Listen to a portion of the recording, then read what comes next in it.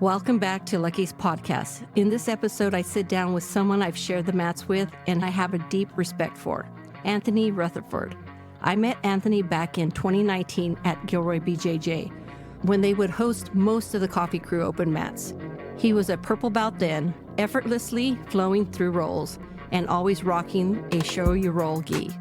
For him, it's more than a brand, it's a vibe. But beyond the gi and the technique, Anthony is a man shaped by experience, perseverance, and the love of his family. A black belt in karate and a longtime student of jiu-jitsu. His journey hasn't been easy, from struggling with ADHD and finding direction to overcoming partying in his 20s and getting sober at 31. He built a life grounded in discipline and growth, inspired by the unwavering support of his wife and the infectious energy of his son, Owen, who he describes as crazy, kind, creative, smart, and full of life. Oh, and their family wouldn't be complete without the two American bullies. In this episode, we deep dive into his story from childhood to adulthood, the highs and lows of his jiu-jitsu journey, and how he found peace, power, and a purpose on and off the mats. Anthony, let's get into it. Thank you for having me here. I appreciate your interest in wanting to interview me. Yeah, why wouldn't I? I like the way you flow on the mat, so. I hear that a lot. People like my style of jiu-jitsu. They think it's really creative and it looks spectacular, but I just always think of myself as a regular Joe. All right, okay. So let's start from the beginning, childhood, and a little bit of your background. And what year were you born and where did you grow up? So I was born in 1979 in San Jose, California, which I always think of as being a really cool year to be born for a couple of reasons. I graduated high school in 97, and I always thought it was cool that if you were born in 79, you graduated in 97, and that juxtaposition of those two numbers. And that means that I was born right at the beginning of the 80s, so I was a kid throughout the decade of the 80s, which was a really cool time to be a kid. All the movies and cartoons and TV shows and music and style. It was a fun time to be a little kid growing up, between 0 and 10 years old. And in the 90s, I was a teenager, and that was a really cool decade to be a teen. Again, the music, the fashion, the movies, the culture, the great decade to be a teen. And even in my 20s, the 2000s, again, same thing, everything, fashion, culture, movies, TV shows. In 79, my mother, she met my blood father, and they dated for a bit. I don't know how long they dated for, but they had a romance or fling or affair, whatever you want to call it. I think it was short-lived overall. It didn't last very long, and they ended up going their separate ways. And so for the first 6 years of my life, it was just me and my mom. She raised me by herself, and we lived in a pretty bad neighborhood on the east side of San Jose. Mm-hmm. Crime, stuff like that, always going on around us. And I didn't really know too much about all of it. I saw some of it here, fights, stuff like that, thefts, things of that nature. But I was too young to really understand our situation. But it was tough on my mom, just raising me by herself. I think I had, ADHD from a really young age, so I was a pretty rambunctious kid, hard to kind of get me to follow along and listen. My mom had a hard time raising me, but then she met my dad, the man who I call my dad. He came into our lives. They dated and then married when I was 6 years old. He's a great guy, really good husband to my mother and a really good father figure to me. He raised me as if I was his own, adopted me. That's amazing. Yeah, so I wear his name on my back, Rutherford, and I'm proud of that because he's just a steadfast, laid-back, understanding guy who instilled a lot of good characteristics in me to be a good human being. He would do stuff like take me to the comic book shop every weekend to go buy comics. He would take me to the ice rink at the Eastridge Mall in East San Jose to go play hockey for a few years. I can't even remember how long I did hockey for as a young kid, but he did that. He helped me out with my homework and school projects, built me a treehouse in the backyard. He's my dad. Without him coming into our lives, I wouldn't have had a father figure, and I could have easily slipped into being extremely like a juvenile delinquent, like growing up. He came into our lives, and he was able, with the marriage of him and my mom and them pooling their resources together, we were able to move out of that bad neighborhood on the east side of San Jose and move to the Evergreen area, which is also in the east side of San Jose too, but it's a lot nicer neighborhood. It is. It's had its issues, but it's a cool environment to grow up. San Jose is just so multicultural. It's like people from all walks of life and different cultures and ethnicities, and it's a fun place to grow up. So your father sounds amazing, and I'm glad you were blessed to have somebody like him in your life. Okay, let's go on to the next. We talked about your dad, and now let's talk about your mom. Yeah. What was your mom like? So my mom's really strict and authoritarian, and she had a rough life growing up. She's half Irish and half Mexican. Her father was an Irish man, and her mother was a Mexican woman. And her father was a drunkard, constantly drinking when he wasn't at work. He would either come home drunk or from work, or he would come home at all and would go to like bars to go drink and womanize, philander with other women that wasn't my mom's mother. And my mom had a couple of sisters, three sisters, so there's four of them. And their mother got sick with the disease when they were really young, and their mother was young. She must have been maybe in her 50s, pretty early age, afflicted with the disease and pass away. And so as she was sick, her and her sisters helped take care of her until she passed. But the whole time the father would be absent, at bars, drinking and womanizing. And so that really affected my mom to have to take on that burden in her early 20s and see her mom have to take care of her and her sisters without the father being really present. I think that really affected her and hardened her to like the world and made her really no nonsense and a real go-getter in terms of like doing for self and being independent and not relying on anybody, but just made it so that she was the type of woman where she didn't play around, Right, self-reliance. Yeah, and so it was almost her way or the highway, and I think that's why her and my blood father, it didn't work out. My dad, the man who came into our life, to his credit, was willing to kind of deal with that and take that on and be accepting of the way that she was and be there for both me and her. So that's why, I have even more respect for him for loving her. My mother was a beautiful woman, but very hard to deal with. And so my dad was willing to be a steadfast husband to her and a steadfast father to me. Me and my mom, me having ADHD and having trouble listening and following authority, we really bumped heads for many years. She was a good mother to me, cared for me and provided for me and always tried to teach me well, but just really harsh in her approach to, raising me, I guess. Right. What she expected of you and what she wanted from you. Right. Wanted a lot, expected a lot. And I didn't live up to it because I had trouble focusing and I had trouble finding something that I could be passionate about. And I think because of that, I didn't do well at anything. What kind of influence did they have on you, both your parents? I think my mother, she always espoused like good acting right and doing the proper thing and trying to stray away from trouble. Okay. And getting involved in nonsense that really wasn't beneficial for you and your life, and just always trying to emphasize education and doing well in school. But because I had ADHD, I didn't do very well in school. It was kind of average and like mediocre, like science, math, reading and writing and stuff like that. And I think my dad, the man who raised me, he just taught me to be calm and cool and collected and to be analytical and analyze things from all angles.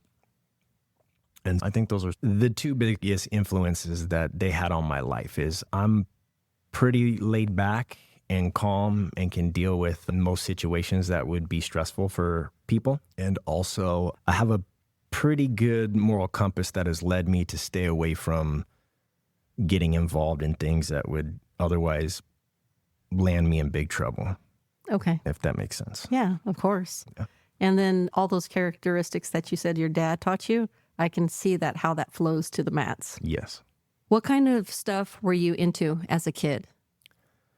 So as a kid growing up, I really wasn't into sports. So I didn't play any kind of organized sports growing up as a kid.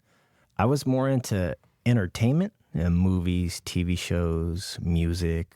But my first love, my first interest was comic books. And I had a ton of comic books and I would read them all the time. And like I mentioned, my dad would take me to the comic book store to spend my allowance on comics. And I would draw constantly. And I actually am very talented at drawing. And I would just draw all the time. And I would try to mimic the stuff that I saw in comic books. And I developed my own style. And I was really good at drawing and art in general. So, my first love was art when I was, a really young kid. And maybe before becoming a teenager, I was convinced I was going to be a comic book artist. And that was going to be my job, my career, is drawing comic books for a living. And I would draw my own comic books. And I think I even wrote to a comic book publisher, Image Comics, and I sent them some work I did and said, will you hire me on? And they sent me back a letter saying, you draw really well, and when you're of age, come back and talk to us. And yeah, sure, but in due time. Exactly. Yeah. That is cool. So you can send me a couple of your drawings. That'd be awesome to post them for you. I'll send you a couple of photos of some artwork that I've done. I think you'll think they're cool. The thing is, when I became a teenager, I kind of left my art to the wayside. Yeah. The talent, it still exists there. It's always there, but if you don't use it, it gets rusty. Oh, absolutely. Yeah. So it's like anything else. How you have to practice to refine it. Yeah. Okay. You also mentioned you were into skateboarding and rapping. Yeah, I was into skateboarding for a little bit. I wasn't really great at it, and I was too scared to fall on my face and scrape it up or break my arm or something like that. I learned how to ollie and how to nose slide on the curb or whatever. Skateboarding is cool, but rap music, I grew up when we moved, me and my mother and my dad, when they got married and we moved out of that really bad neighborhood in the east side of San Jose and moved to the better neighborhood in Evergreen. There was a bunch of kids playing on a block, and my mom was driving me around the neighborhood looking for kids for me to play with when we'd first moved there. And there was a group of kids, and she kicked me out of her car, and she said, make friends with them, I'll be back. And so this was like a block away from our house. And so I made friends with those kids, and there was a couple of brothers, not brothers, but brothers. And so I became really good friends with them, and they put me on to hip hop and rap music, and, they bought rap albums and would record them for me on cassette, and I'd listen to them, and I just fell in love with hip-hop music. It just spoke to me, the beats, the rhymes, everything. And so I would go and start spending all my allowance money on rap albums instead of comic books. This is when I was coming out of being a young kid and into my 10, 11, 12, 13, 14. Spend all my money on rap music, and I would buy albums and record the albums for them, and we'd exchange. And we'd just hang out all the time, and it spoke to me so much. I just fell in love with it to the point where I started writing my own raps, and I was just try to get as good at rapping as I could. And so that became my thing. And so I stopped drawing comic books and just was writing raps all the time, in my bedroom, and spitting my raps for my friends. And I got really good at that too. I got really good at rapping. In fact, I've had so many people tell me you're just as good as any other rapper out there. But I think in my late teens and 20s, I would go to parties, and I would rap on the mic on beats while DJs were playing at house parties and stuff like that. But as I got into my 20s, I was I can't do anything with this. I'm from the suburbs. This isn't going to be a career for me. But yeah. When you got older, did you do any type of open mics? Did you try? No, not really. Just at parties. Yeah, I just did Having it for fun. But yeah. But yeah, that was my second love, hip hop and rap music. Anybody who knew me back then, they knew I just loved to rap. Who's your favorite artist? Oh, that's so hard to say. Okay. That's like, you can't choose one. There's so many. It's a setup question. I don't know. I put that to the wayside as I got into my 20s and went to college and focused on something else. Right on. How did having ADHD affect your childhood and teenage years? Let's go into that a little bit more. Yeah, I touched on it earlier. It was just hard for me to focus, and I was never really interested in anything, and I couldn't really put my all into anything, whether it was like math or science or history or English, any kind of school subject. And I just didn't really have something that I could point to and be like, yeah, that's what I want to make my career out of. If I would have stuck with drawing, I could have made that a career if I was serious about it, but I put that off to the wayside as I got more into hip hop and rap music and all of that stuff. And so it was just hard for me to do well at anything because nothing really sparked my interest enough to be passionate about it. So I think like for a long time, all the way up until my like mid 20s, I was sort of lost for direction on what to do with my life. Yeah, that usually happens. Let's talk about your school years now. How was junior high for you? Junior high was all right. Nothing special about it. I ended up moving from San Jose down to Gilroy for my high school years. And so I lived here in Gilroy during high school. And high school was really fun. Gilroy at the time in the mid-90s was a smaller town. And everybody knew everybody. And I made a bunch of friends. And my cousins lived down here, and so I'd run around with them and their friends and made other friends. And it seemed like back then there was house parties like every weekend.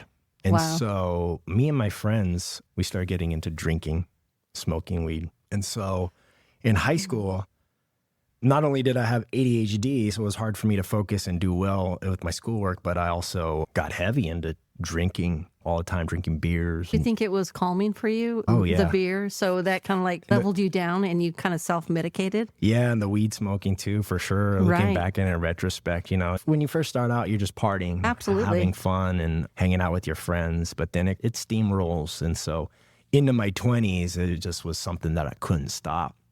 But in high school, it was a lot of fun times.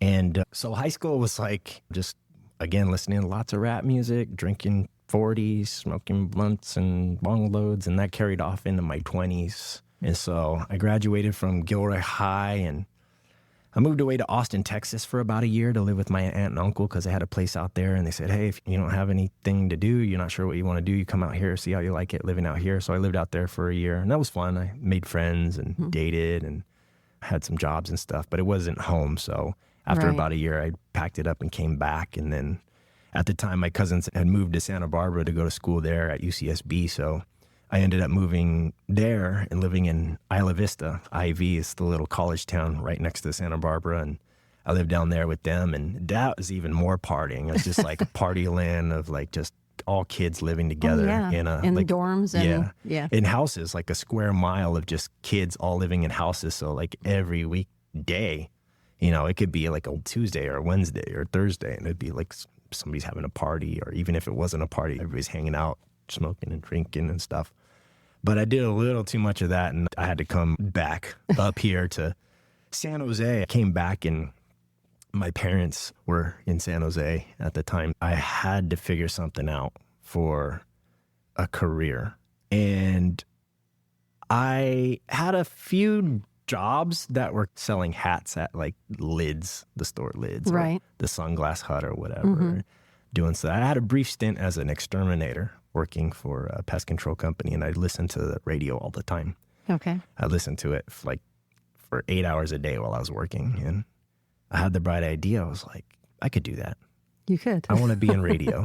You know what? I'm gonna get in radio. So I got back in school, went to San Jose State, got a degree in broadcasting, was on the SJSU radio station for several years.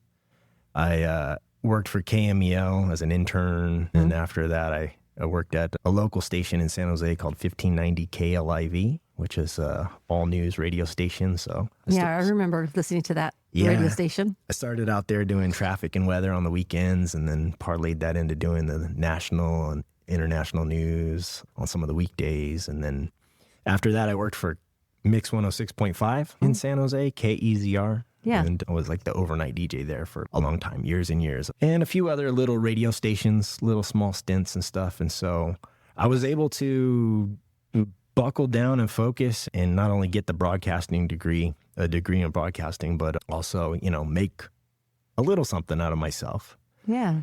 But radio at that time, this was like the mid 2000s. I was in my mid 20s, going on my late 20s. So a lot of the money had exited the industry.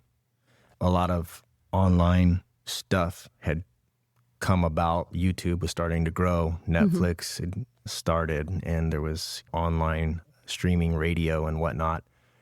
Advertising money, the money that makes a radio station exist and work, was starting to disappear. And so you had that, but also at the time, I think in the 90s, Bill Clinton had signed into law or something that like demonopolization or something of entertainment companies and conglomerates. And so they could gobble up companies could gobble up radio stations. Okay. So instead of, used to be a lot of independent radio stations. So a lot of different choices and options for getting jobs.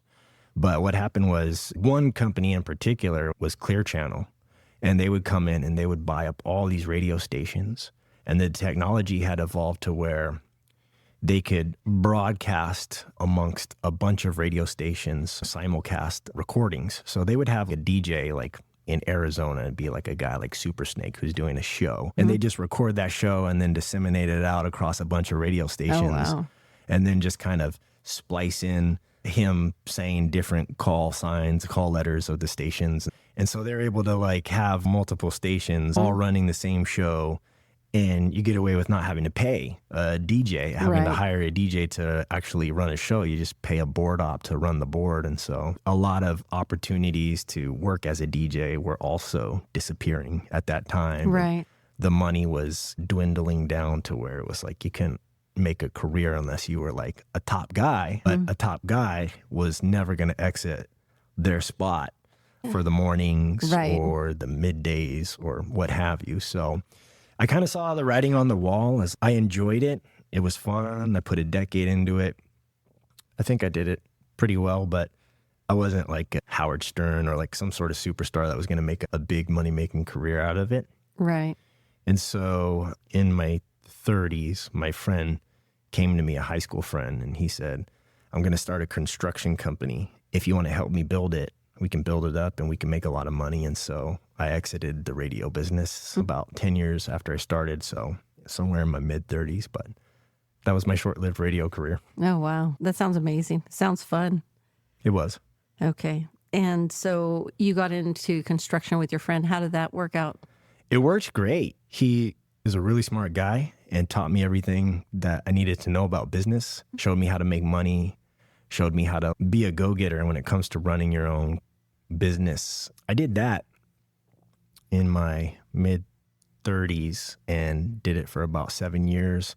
It was really instrumental so when I became the co-owner of Gilroy BJJ, I had all the tools that I needed to be a business owner. That exit out of radio and jumping into construction was a big flip, a big 180 from, sort of entertainment to construction, which is building and numbers and all of that. When you step back and I look at my life, it's almost like God has a plan.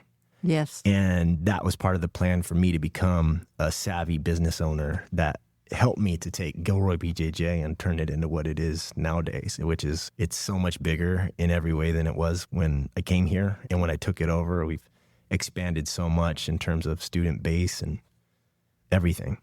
Cool. Yeah. Awesome. So now that you talked about Gilroy BJJ, let's go into your martial arts journey. Before jiu-jitsu, you earned a black belt in karate. How did that shape your approach to martial arts? Yeah, this is where my story gets real interesting. Okay.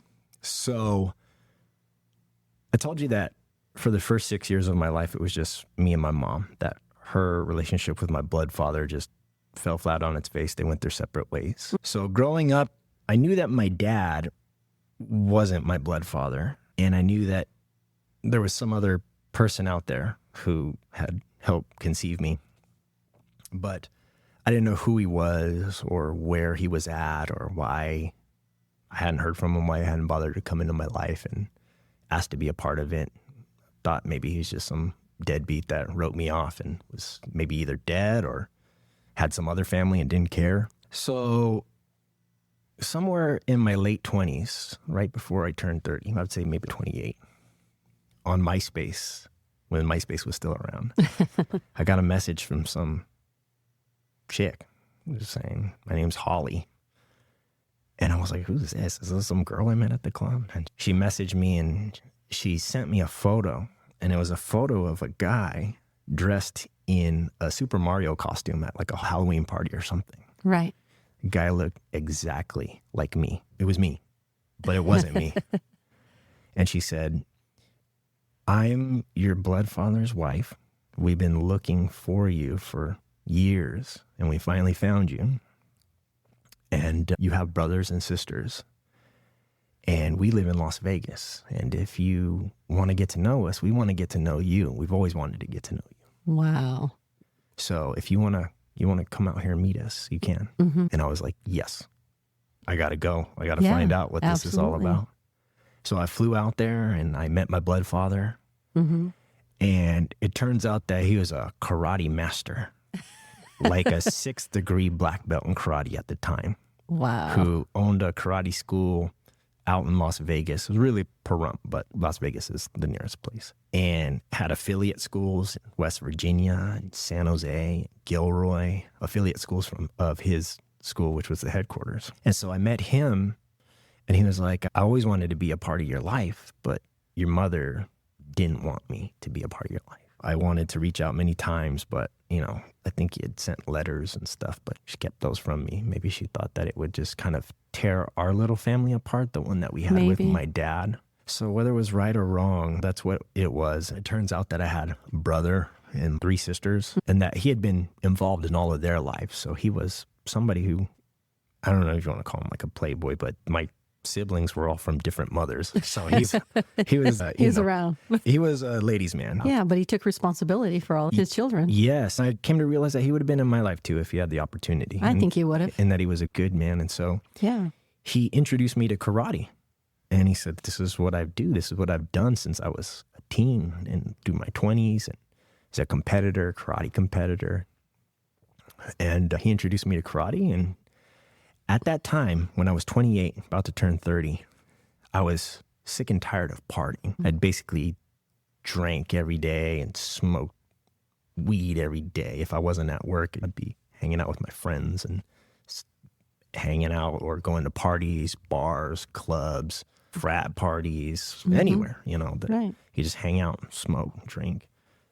Those were my 2 biggest vices, drinking beer and smoking weed, right? Not super bad by some accounts, not hard drugs, but I was, partying every day. Yeah. And I didn't want to go into my 30s and especially into my 40s just being that person. I decided that I was going to quit and drop everything. So I got sober, but I needed something to occupy my time and my mind. So this came into my life right at the perfect time. And I said, I'm going to do karate with all my free time. And so at his San Jose affiliate, I started attending classes. Great. And I just did that all the time. So I was doing karate, and karate's a cool martial art. It's got its things about it that are very much applicable to street fights and can be used in a physical altercation. It gets used in MMA all the time. There's a cool video on YouTube. It's like karate for MMA. Okay. And it's got like clips of Lyoto Machida, Stephen Wonderboy Thompson, GSP, all doing karate moves in the middle of actual fights and pulling off the karate moves. Nice. And then that's interspliced with video of like karate masters from like black and white footage and other kinds of footage of them doing those moves in the kata, right? Where you're doing like karate on the air and stuff. So it's a legit martial art, but it gets a bad rap as being not as effective as, say, jujitsu, which I agree with. But anyway, so I started doing karate and I enjoyed it, but I had so much energy and so much time on my hands, like a couple years into doing karate, I was like, I want to study another martial art as well. But I was like, what should I do? I was like, should I do another striking art, like Muay Thai? Should I learn Muay Thai or boxing? But I was like, no, I should study some groundwork. Should supplement my stand-up with a little bit of groundwork. And I'd heard about jiu-jitsu, but I didn't really know what it was. I mean, you kind of hear about it from UFCs, but I was like, what is it? So I'd go on YouTube and I'd go watch clips of jiu-jitsu tournament matches, and it blew my mind. I was like, I'd watch like a clip and it'd be somebody who was like, they were in trouble, like they had their back taken and they're about to be choked, and then they would like flip the script and escape and then take the other person's back and put them in like in an armbar, and I'd be like, what is that? That's like magic. And it looked like dudes doing like tricks on each other, like skateboarding tricks. Like if you watch skateboarding videos from the 90s, you see somebody skating and they're doing tricks like rail slides and flipping the board all around and stuff. Right. And I was like, this looks like these guys are skateboarding on each other. And I was like, looks cool. And I was like, I want to do that. I want to learn that. So I was like, okay, I'm going to do that. I found a jiu-jitsu school and I started jiu-jitsu, and I fell deeply in love with jiu-jitsu, like right off the bat. And so I stuck with karate until I got my black belt, which only took about 5 years or something like that. It doesn't take very long to get your black belt in karate. But after I got my black belt, I was like, I'm focusing full-time on jiu-jitsu. And I just took a deep dive into jiu-jitsu and never looked back. How old were you then? So I started jiu-jitsu in February of 2011. Okay. So I would have been 31, about to turn 32. So I started late in life. I started jiu-jitsu like at 31. Okay. Yeah.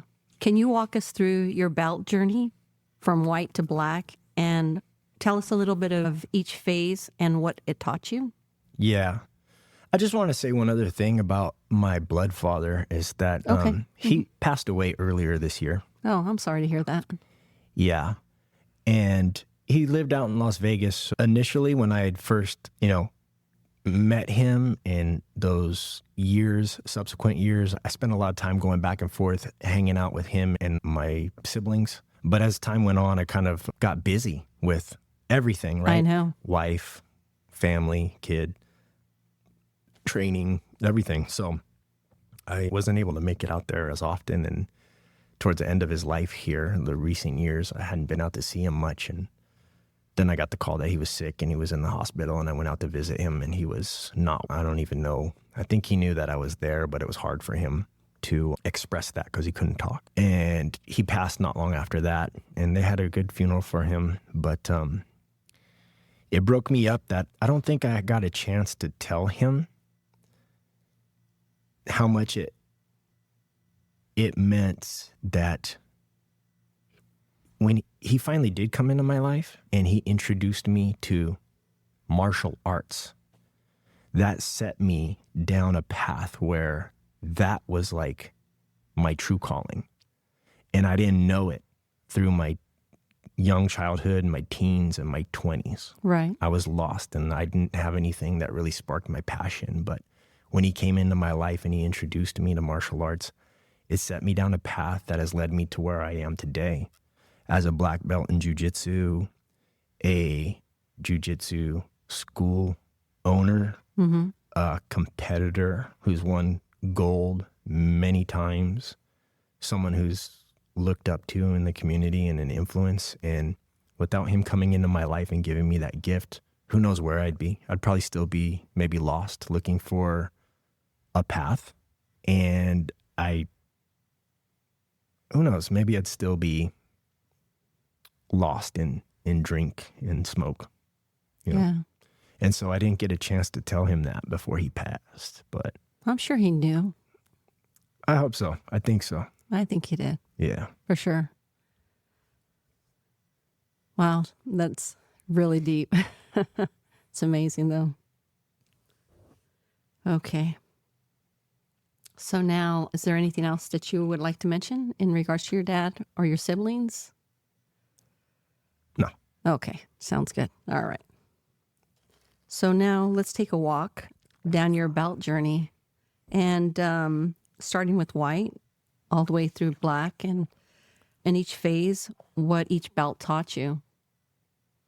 Yeah, white belt was okay. It was an interesting time. When you start out jiu-jitsu, everything is so new. And you got all this information coming at you a mile a minute, and you're trying to absorb it. You pick up some stuff, but not everything. But what you do pick up, it works. It helps you get to that next little notch up where you can tell that you're building skills. I tried competing a handful of times at white belt, mixed results, lost a tournament, won a tournament, lost a tournament. But white belt was just sort of an interesting, fun time, I guess I'd describe it. Okay. When I got to blue belt, well, before I got to blue belt, I was attending Kyle Terra's academy in San Jose. And I want to say I was up for a blue belt promotion, but it was really belt testing, or he did back then. Okay. I think he still does, but I was due to be tested for my blue belt, and I tested for it and I failed. Okay. And that promotion ceremony, I didn't get my blue belt. And it was because I didn't know the techniques and I didn't know them well enough. And that really stuck with me. It bugged me. I thought maybe it was a foregone conclusion that I was going to get my blue belt, but I didn't understand that I didn't really know the techniques as well as I should have. And so that actually lit a fire under me to focus, to buckle down and focus on technique, right? And his slogan is technique conquers all. Correct. And I studied so hard that next go around. And 6 months later, when the next belt promotion ceremony was coming around and they were doing testing again, I aced it. And even at the promotion ceremony, he said something like, "This dude surprised me." Like he just knew exactly what to do. And that made me feel good. And it really instilled in me that technique had to be the cornerstone of what you're doing here in jiu-jitsu. I think a lot of people, they come into a jiu-jitsu academy and they use it as a place to grapple and, I don't want to say fight, but, muscle stuff. And they have fun. And you can do well muscling stuff, but they're really not learning and growing. They're just I think Hodger Gracie has a clip where he's saying most guys train to be tough, and you can get tough. But if you want to get good at jiu-jitsu, you have to focus on learning jiu-jitsu. That really it embedded in my mind. And so at blue belt, I really took that to heart and was just really at blue belt, you become a collector of as much technique as you can. Right. And so you kind of feel like you have a suitcase that you're packing full of techniques. And later on, when you get to purple belt, you start taking out techniques that you don't use so you can solidify your game, right? Choose your type of game that you want to play. But at blue belt, it was a fun time of really diving deep into technique and getting razor sharp at everything. But I had decided that at blue belt, I didn't want to compete, and that I just wanted to get super good at jiu-jitsu, and that I wanted to be one of those guys that when somebody would come into the academy from out of town and roll with, they would be like, "Who the hell is that guy? Why don't we know his name?" Yeah. Wow. Yeah. And so at blue belt, I made it a point. I never competed at blue belt, but I made it a point to get as good as I possibly could at anything and everything that was jiu-jitsu, right? Blue belt was cool. But then at purple belt, I changed my mind, and I decided, you know what? I am going to start competing. I don't want to be just a nobody and no name who's just hiding away at a gym. I want to go out there and I want to prove that my jiu-jitsu, I can hang with somebody, at least somebody my age, my weight, that my jiu-jitsu is good enough to go out there and win gold in tournaments. But at purple belt, I was eating a little more. It sounds funny because I'm a tall, skinny guy, but I was eating a lot more than I do nowadays. And so I'd packed on some pounds. I'm naturally a lightweight, walk around about 163, but I'd packed on the pounds and I was weighing close to 180. I was competing at middleweight, and every tournament that I entered at purple belt, I lost. Every single match, every tournament. But the thing is I had a really good guard because I was used to playing off my back because I was such a light guy, coming up, that I don't think of myself as a heavyweight and being able to smash people. Right. And so I'd always play off my back and I'd play guard, and my guard was really good. And a lot of my matches would end 0-0, come down to ref's decision, or it'd end 2-0 because they got a takedown where I'd go to pull and they would do like maybe like Stuff the leg or something. a fakey foot sweep. So like the ref gives them 2 points automatically. Okay. But they couldn't pass my guard, so it end 2-0. Or it might end 2-2, but like it would come down to rest decision and they give the decision to the other person, or they'd win. It'd be 2-2 and an advantage. So I'd lose by these razor thin margins, but like I was going up against guys who are natural middleweights. Like that was the weight class that I was competing at purple belt. And I just didn't know how to carry the weight, didn't know how to move really well or quickly or flow with the weight. And these guys did. That was their natural weight. Right. So I just lost, but I never stopped. I just kept on competing. And then towards the end of purple belt, that's when I started winning. 1 gold and then 1 gold. Nice. And then I got my brown belt, and then that's when I really started winning. And I was just winning gold after gold and like destroying people. And so brown belt was a really fun time. I was like training all the time and really coming into my own and like starting to just go on a deluge of winning as a competitor. And so brown belt was probably the funnest belt. At purple, I was like losing my mind trying to figure out what was wrong with my jiu-jitsu. Why isn't it working? And like most people say they have their funnest time at purple belt, but it was a really growing pains era for me. For you. Yeah. But I stuck with it. And at brown belt, it all came together and I was just like winning. And then now that I'm at black belt, I've only been a black belt for 1.5 years. Black belt is fun. I got a lot more on my plate being a school owner now and doing all the stuff like marketing and administration and cleaning. All the jobs.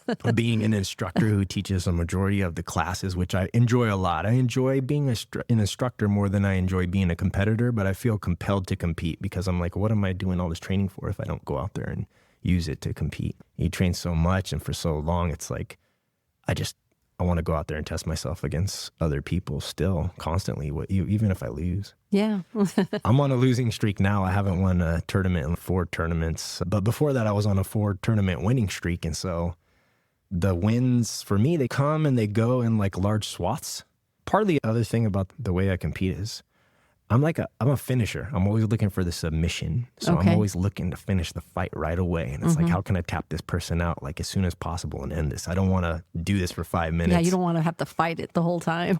Yeah. And if you look at a lot of my wins, like all my wins, it's not all of them, but a lot of them are like submission. And there'll be like lots of different submissions. Oh, really? You don't have a favorite submission? Oh, no. If you look at all my tournaments, it's like I'll tap somebody out with a Barato Plata or a Kimura or a triangle armbar, and I'll just take whatever I can get. And so I don't really win. If you look at my wins, I don't win by points. I don't have like, oh, I won by 2 points or I won by an advantage. Usually when I lose, it's because I lose by points or by an advantage. And so when I'm doing jiu-jitsu, I don't really think, how can I score points? Or like, I'm down on points, I need to come up. I guess that's part of my problem as a competitor is that, I've been told by people, you got to get into the spirit of like, this point game, right? Yeah, the point game and strategy and stuff like that. But I like to finish people. To me, that's jiu-jitsu. Yeah, it is. Yeah. I agree with you.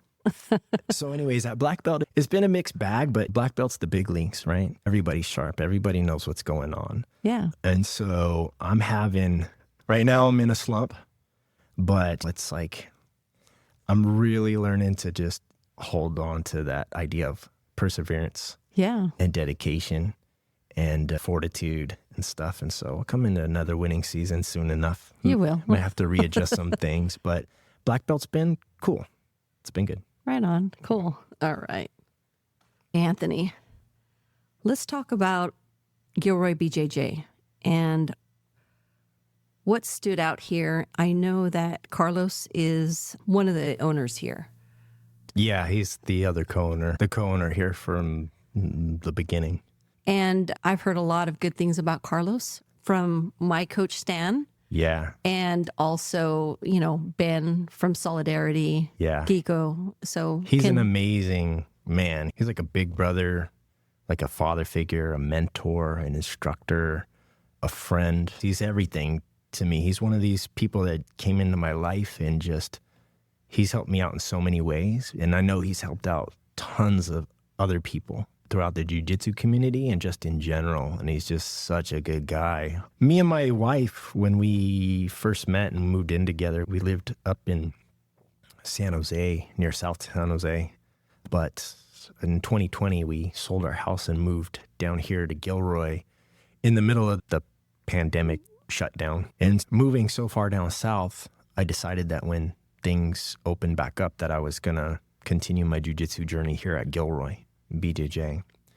So I came in and I was a purple belt at that time in 2020, a 4-stripe purple belt on the verge of getting my brown belt. I didn't get my brown belt before I left the school that I was at before, which was AKA. Okay. Under Ron Kessler. So I just moved down south, and I've always been the type of person where it's like, I'm not a big traveler. I'm not into driving long distance to like go train, right? I don't want to spend an hour in the car to drive up to train and then an hour back. Me and my wife's relationship, it wasn't new at that time. We had been together for some time, but I always hold like family time as sacred as I can and try to make as much time for it as possible because I spend so much time at work, but then also training. I decided that training down here in Gilroy would allow me to drive 5 minutes there to train, 5 minutes back.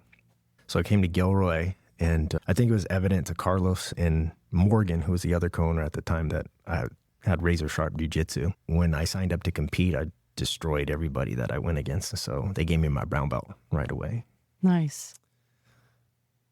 They were asking me to fill in and teach a lot of classes, and I was doing that. And I would teach everything, every class that they would ask me. I was, sure, give it to me. And I was really coming into my own as an instructor. Begun instructing back at AKA for a few years before I came down here, and is able to continue that tool.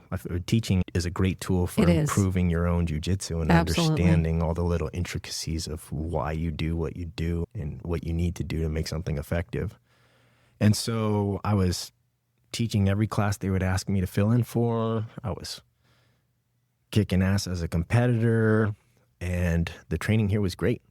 But there was like an old guard of guys who had been training here for a long time, and they had a little buddy group or whatever, and I was a sort of an outsider. And Morgan, the other co-owner, had decided that he was going to move out of state, and so he sold his half to Carlos.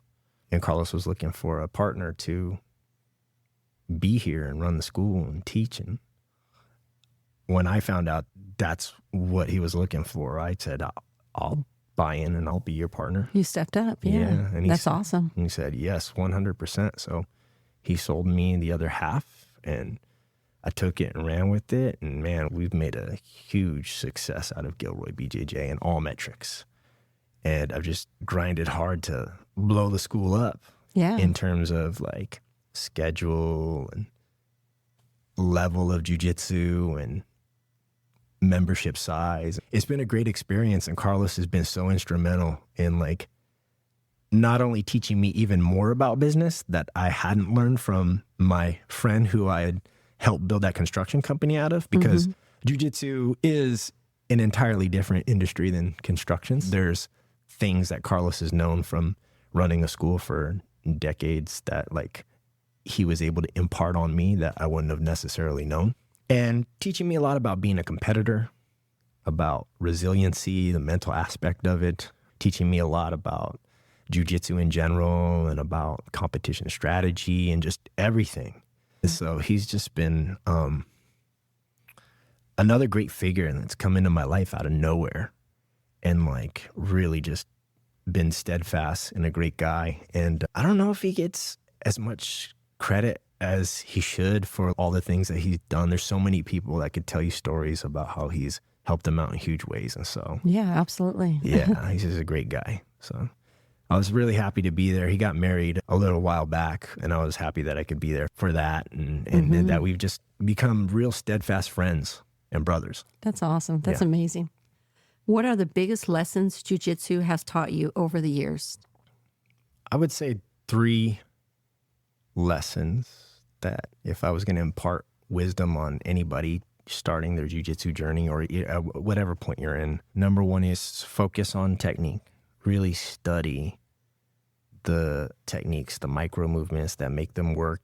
Really, drill them and try to embed them in your mind. I tell people, don't just come into class and just watch, during class and then go home and put it out of sight, out of mind. Go home and think about those techniques while you're having dinner. Think about them while you're in the shower. Think about them while you lay your head down to rest and you're trying to go to sleep. Do the mental work. It was just as important as doing the physical work. And try to hit those techniques in class. Don't just get shown a technique and then when it's time to roll, you just go to your A game. Like, you got to try to use those techniques. And yeah, they're going to fall apart when you try to do them. You don't know how to do them yet, but you got to do them over and over again. I tell people, like, when you're a kid and you're playing like Nintendo and you're playing Mario Brothers and trying to jump the little Mario guy over the lava pit and he falls in the lava and dies, you don't just turn the game off and go, I'm done.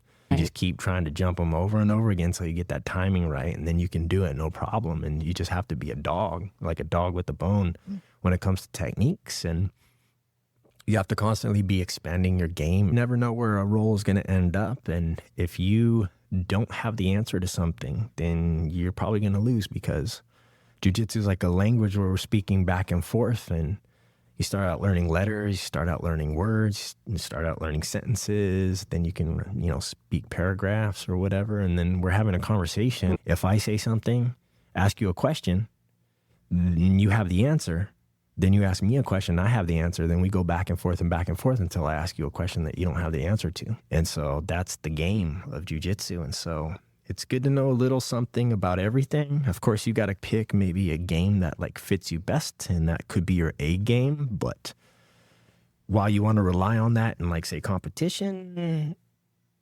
when you're training, you really want to just exercise all parts of the jiu-jitsu game or maze. I liken it to a maze where there's so many different pathways that it can take, but you have to explore all of those pathways in order to know which way they turn and go and stuff like that. Having fun and experimenting, but trying to focus on technical ways to get out of things and get into things and whatnot. So focus on technique. Don't just come in and try and muscle stuff. You can hold people down and you can bust out of things and explode out of things. But what are you going to do when you face someone who's just as big and strong as you and just as explosive? You'll be flat on your back. Yeah.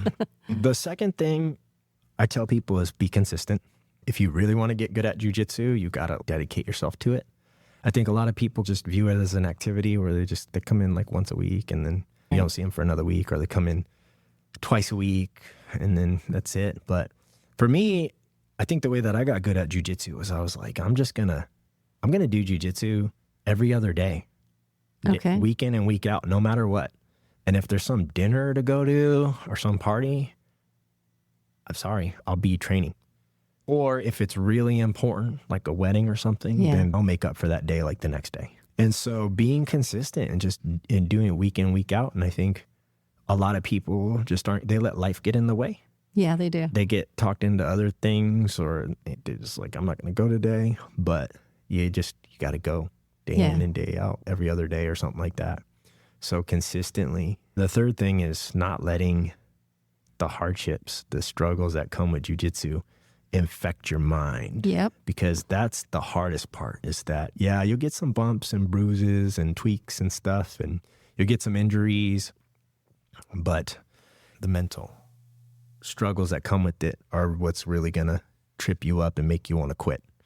Right? Especially early on as like a white belt. A lot of white belts, 3 months in, 6 months in, they're like, I can't remember anything.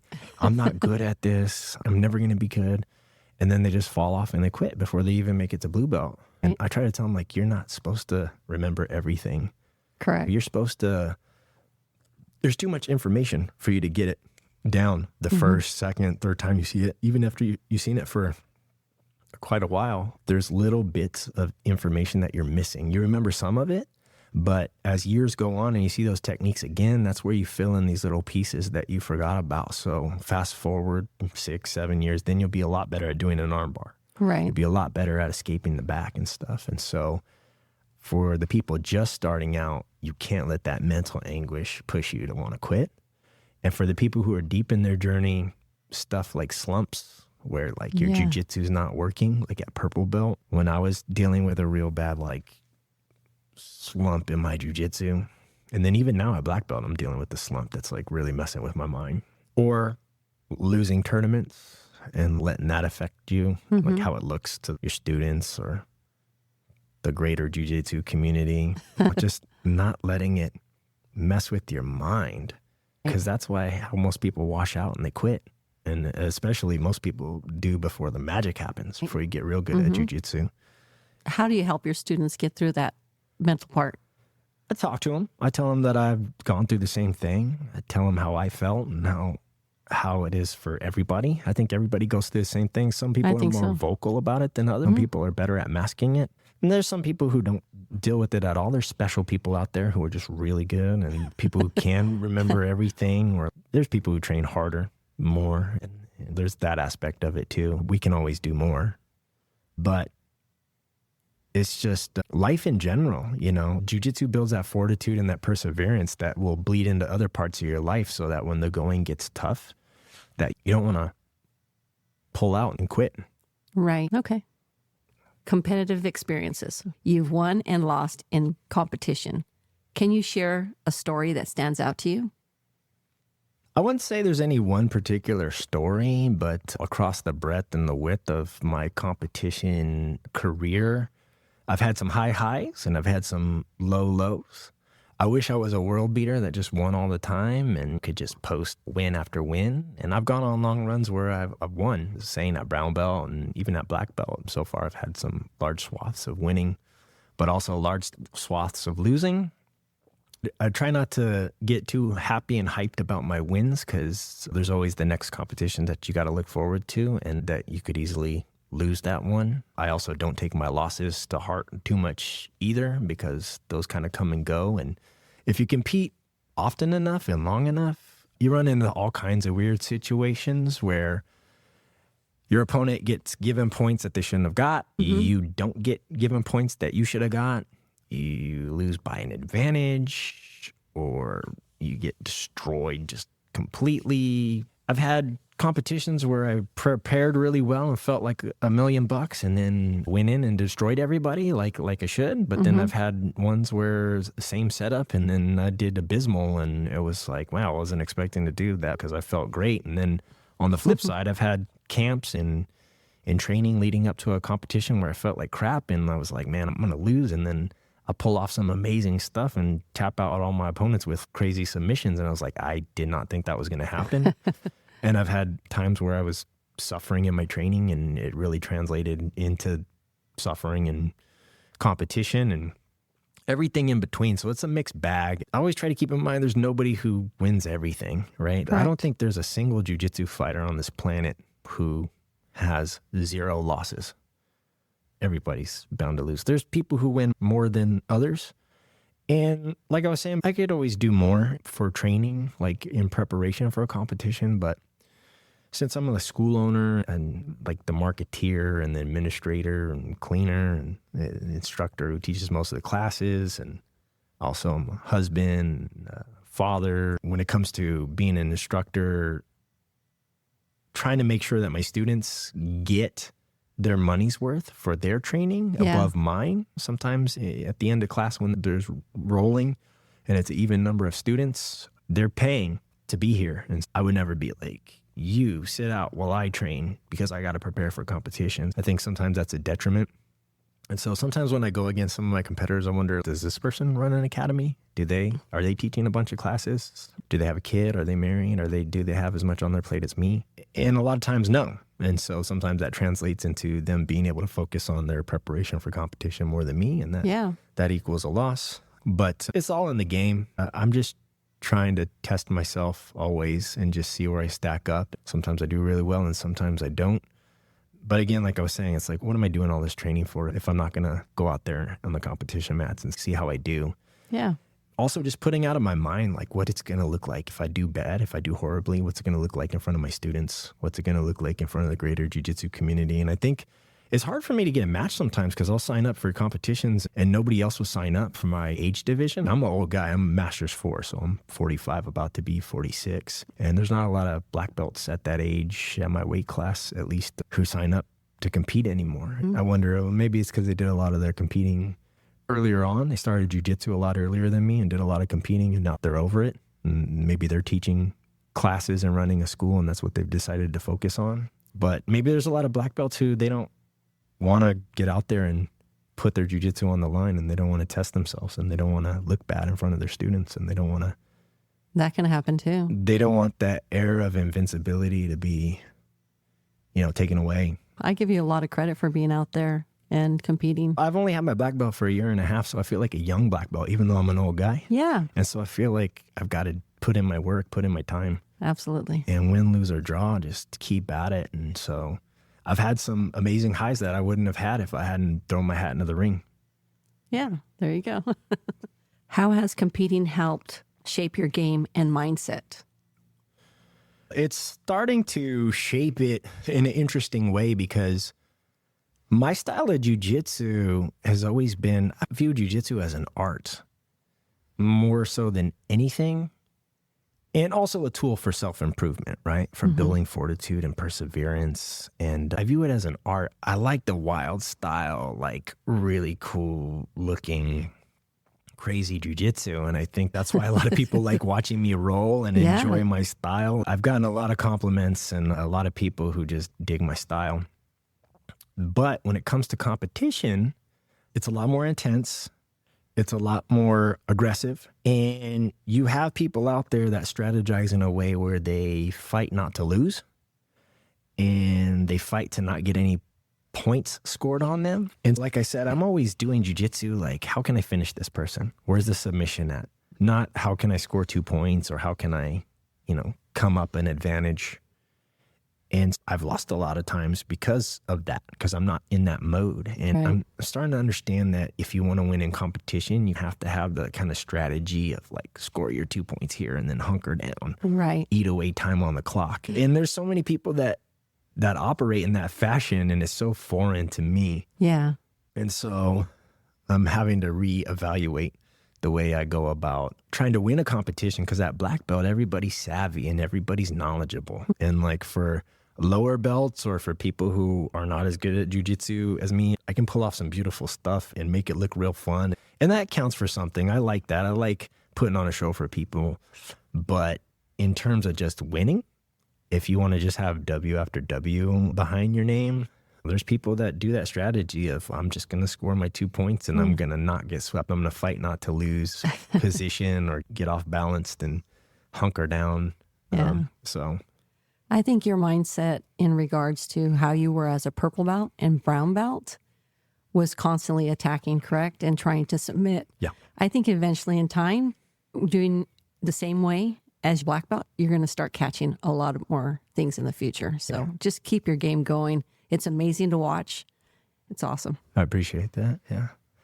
I think jiu-jitsu is a beautiful art. And I think that, like I said, just watching people, when you get somebody who's really creative and it just looks like they're doing tricks. The other way I think about jiu-jitsu is you're a wizard and you're learning how to do magic, and like you're in a school and like you're learning from other wizards how to do magic, and then you're doing magic tricks on people. And it's like you're throwing arm bars at somebody. Do they know the counterspell to defeat the arm bar? And so I just like getting wild with it. I like all those crazy submissions like Barato Platas and Toriko Platas and reverse triangles, shotgun arm bars from the back and stuff. So that's the way that I think I'll always view jiu-jitsu. If you're not doing it for fun and you're not doing it to be creative and you're not doing it to experiment and play, I feel like it's kind of like a sad or miserable way to go about jiu-jitsu, but I don't know. You're just going to have a very narrow game.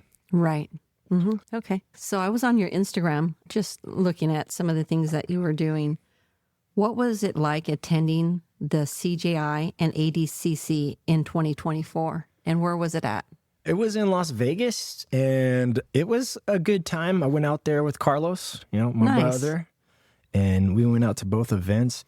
The thing about attending those events, or any event in general, I've always been this kind of person where I get that there's a certain atmosphere and a funness about attending a live event, but unless you're spending big money to be like right up there at the front, a lot of sporting events, you end up with like nosebleed seats or seats that aren't very good. You can't see very well. Yeah. Everything's expensive. The hot dogs, the beers. I don't drink beer, but it's not as enjoyable as sitting on your couch and watching it on TV where you get all the angles and you get the commentary and stuff like that. And we did splurge and got some good seats, but they weren't like right up front, even though you're pretty close to the action. I think I decided after that go around, because we had gone to ADCC the last time, like 2 years before, and it had some good seats that time. But like I decided after this last go around, I was like, if we ever go back, we're getting like right up front. We're going to splurge and get those seats right up front, because you want to be right up there in front of all the action. But man, those are just like marathon sessions. I really have to be a jiu-jitsu head to sit there for 10, 12 hours watching jiu-jitsu straight and to enjoy all the matches. Wow, I didn't know it was that long. Yeah. You get there, I don't know, it's like 10 in the morning or something. And you stay there till 9 or 10 at night just watching match after match or something like that. It's a marathon session of just sitting there and watching jiu-jitsu. And it's a fun event for sure, but the seats aren't super comfortable either. So some of those ones up front, I think, are more cushiony. Yeah. You can see the action. The thing about ADCC is initially they have several matches going on all at once. Okay. And so you're like watching over here, then turning your attention over there, then turning your attention over here. And if you're not paying attention, some big move will get pulled off on another match on a mat. And it's kind of hard to watch. That was the cool thing about CJI, is it was one match at a time. But they both have their pluses and minuses, and cool events for sure. Right on. Yeah. You always stood out with your flow and show your roll gi. What is it about that brand that resonates with you? So I got put on the shoyo roll early on in my jiu-jitsu journey. I started, like I said, in early 2011. And sometime within that first year, like even before 2012, like I took notice of them as a brand, and they were gaining popularity, but obviously they were nowhere near like how big they are today. But I just recognized right away, like they had the freshest style. And being like a hip hop head and being into stuff that's fresh, and it was easy for me to recognize, like, oh, this is the brand. They got fresh style. I like it. And you know what? I'm going to make this the brand that I rock nonstop, and I just made a choice that I had to decide this is going to be my brand. And some people do that. There's some people, they choose a brand and they stick with it. And then there's other people that wear whatever. And it really wasn't like a fashion thing where I want to look cool, but obviously they made cool gis back then. They were like making like the Yank and the White Mamba and the Seven Sun and the Golden State gi and stuff. And I had all of those, and I just spend all my money on everything they put out because I always thought it was fresh. They'd always come out with cool colorways, and they had cool t-shirts. And the guys who started are from Guam, and they started out real small, I think out of a garage. And just like a story of a company starting really small, but like guys who had love for the sport, like dedicated practitioners, and like building it up year after year into being bigger and better than it was before, and always just keeping that fresh sense of style. And I think there's a lot of gear brand companies that come into the space, and people that, I wouldn't call it like they're trying to get rich quick, but they'll dump a lot of money, like hundreds of thousands of dollars, into getting some product manufactured and advertising and fly by night. And some of them take hold and last for a little while, but there's a lot of them that have come and gone. And Shoyo Rolls always stood the test of time because they've always had a fresh sense of style and always just built it up little by little, never tried to get too big for their britches. And it's just a true story of guys doing it the right way and having love for the art with everything that they do.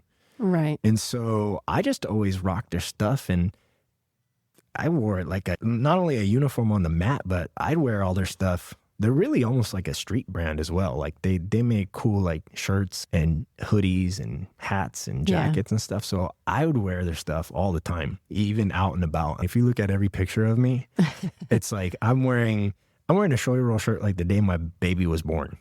I was wearing a Shoyo Roll shirt like my wedding day, like beforehand in the hotel room with my groomsmen. I don't know. I just felt an affinity for that brand, and that's just all I've ever worn. So I have an old training partner of mine who knows the guys who started it.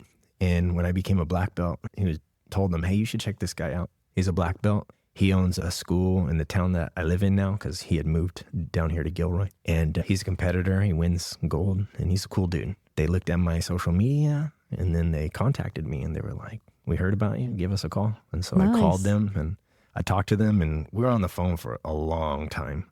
Nice. And just talking about all things Shoyoroll, like the history of the company and the history of jiu-jitsu gear brands in general. I'm a jiu-jitsu nerd, and I'm a huge jiu-jitsu head and know like just about the history of jiu-jitsu in general, but also the history of Shoyoroll and like just the gear brand space. And so I was just like, we were just going back and forth. That's why the phone call lasted so long. And at the end, they were like, you know what you're talking about, and you're the kind of person that we want to have on our team. You're the quintessential person Nice. that, we want to represent us. So they were like, we want to put you on the team. And so they sent me out gear, and I have access. If I really needed something, I could tell them, hey, I missed this drop, or Right. do you have this old batch that, is hiding in the corner over there in your warehouse? Send it out to me. But I don't. I've got Yeah. so much of their gear. I don't bug them about that. But those guys, Bear and Turtle and AJ, they're cool. They're really Nice. cool heads. And I'm just happy that that has come into my life as well. Another blessing that jiu-jitsu has led me to. And it's amazing. If you're dedicated to jiu-jitsu, it will reward you with all the things that you want. Becoming a black belt, becoming a school owner, becoming a gold winning competitor, becoming an ambassador for your favorite gear brand. That's a great story. Yeah. Thank you for sharing that. Sure. Let's go into your personal life and your motivations. How has your wife supported your growth, both on and off the mats? Oh man, I wouldn't be where I am today without her.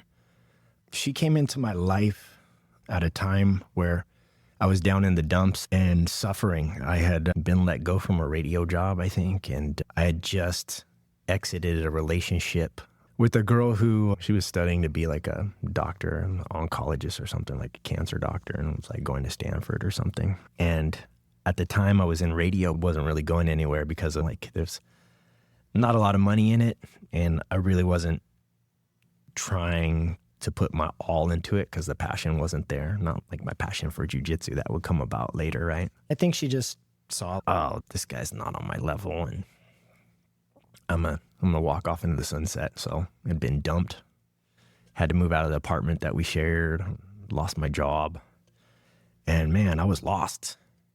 And my wife came out of nowhere, and we went on a date, and early on, she was like, just fell in love with me. And she was like, I want to be with you. I want to be yours, and I want you to be mine. And if you trust me and you're willing, we can ride off into the sunset together, and we can make a life together. I promise you, I'll support you in every way, and we'll be together forever. And I believed her.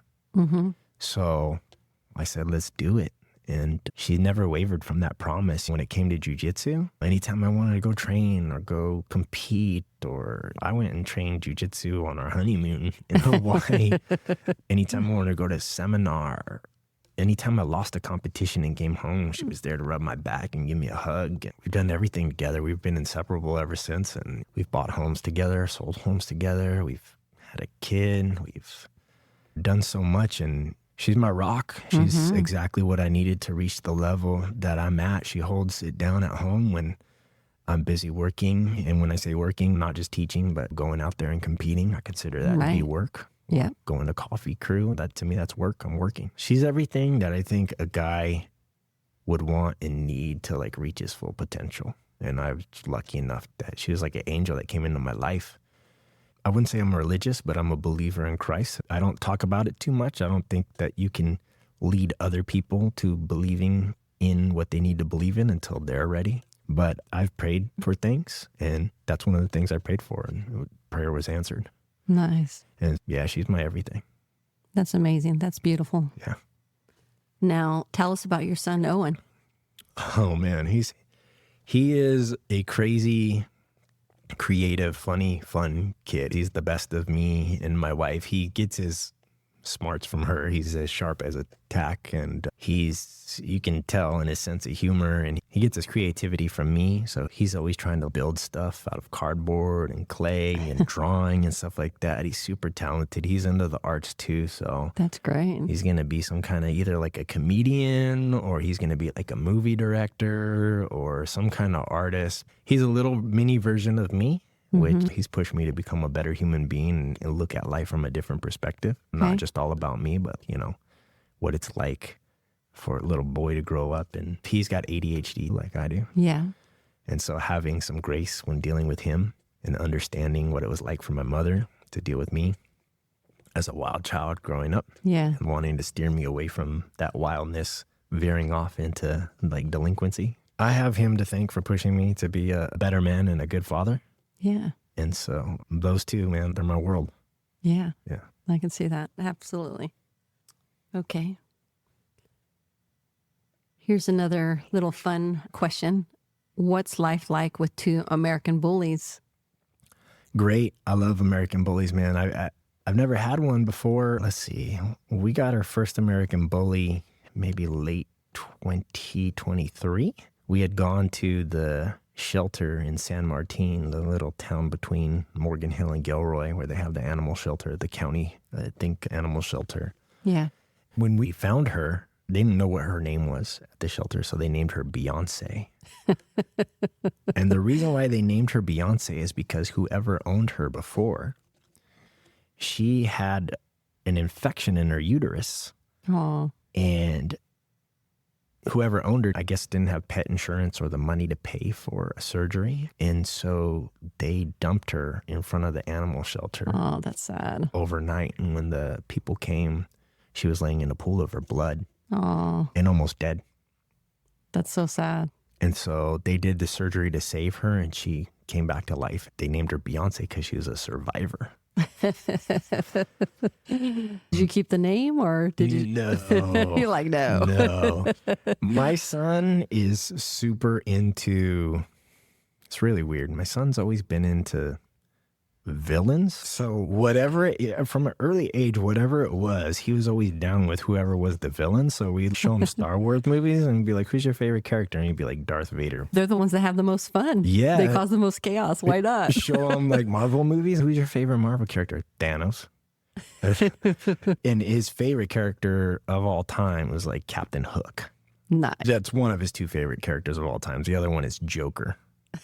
So this is a girl, let's name her Harley for Harley Quinn. Oh, yeah, very cute. She's just a great dog. American bullies are a mix of a bunch of different bully breeds. They're almost like pit bulls. They got some pit bullishness to them. A lot of people, she's a scary looking dog in some respects, but like the sweetest dog ever. And they're just so loving and like, I was so in love with her. Well, their love is so unconditional. Yeah. And then the other American bully that just came into our lives, he belonged to somebody who had to find a new home for him because they were dealing with some life issues where they couldn't care for him anymore. And when I saw a post on Facebook, I just had a feeling like it was time for another dog to come into our lives. And it was an American bully, and it was just a really beautiful chocolate miniature bully, like micro bully or whatever they call it. Yeah.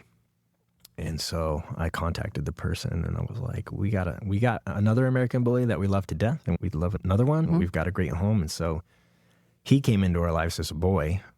And so I'll give you one guess what his name is now. Joker. Yes. So his name is Joker. And he's a rambunctious, funny little American bully. And he's a sweetheart too. And man, they're great dogs. And so I don't think we'll ever get another type of dog, even when they're both not here anymore. I think we'll get another American bully and just stick with that breed. I love it. Yeah. Yeah. Cool. Okay, so let's start wrapping it up, and let's tell the audience where we can find you on Instagram. Tell them a little bit about your school, Gilroy, if they'd like to attend. Yeah, so if you want to find me on Instagram, I think it's Anthony F. Rutherford. Same thing with Facebook. Real simple, just nothing fancy, nothing funny. The name of the school that I co-own with Carlos Mello, is Gilroy BJJ, or Gilroy Brazilian Jiu-Jitsu, in Gilroy, California.